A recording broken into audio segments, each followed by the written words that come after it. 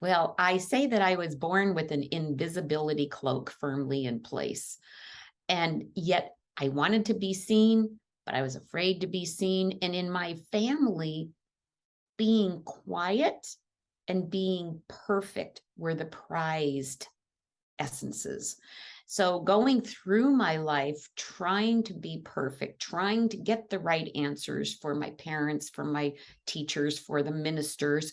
One of the aspects of the family is that we were, especially my mother, was very religious. And I'm going to use the word religious instead of spiritual because Lutheran was the way to go and to be. And that was the box that defined who we were and even defined whether I was going to go to heaven or hell. So I learned to do my best to get everything right on the inside before I ever opened my mouth. Now, as you can imagine, that kind of limits creativity. I don't remember too many free times as a kid. People say, oh, go back to when you were 3 years old and you felt free to do and be whatever. I don't have that memory. I feel like I came out pretty much like, okay, we got to figure this out. Mm-hmm. And if we don't, we're going to be in trouble. And boy, did that make it hard to connect people and have, back to my word, fun. It was the best place that I could have fun was in my imagination. And that's where I hung out a lot of my childhood.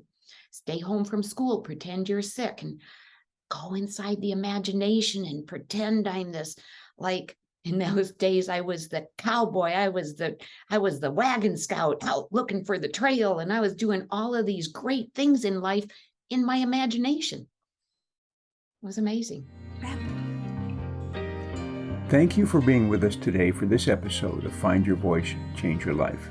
Each person during interviews shares what has helped them find their voice. You can learn from these guests and find your voice so you can be confident to speak up and speak out. And remember to download Doreen's free 7-step guide to fearless speaking at doreen7steps.com. We hope you enjoyed the show and will return next time. Until then, goodbye for now.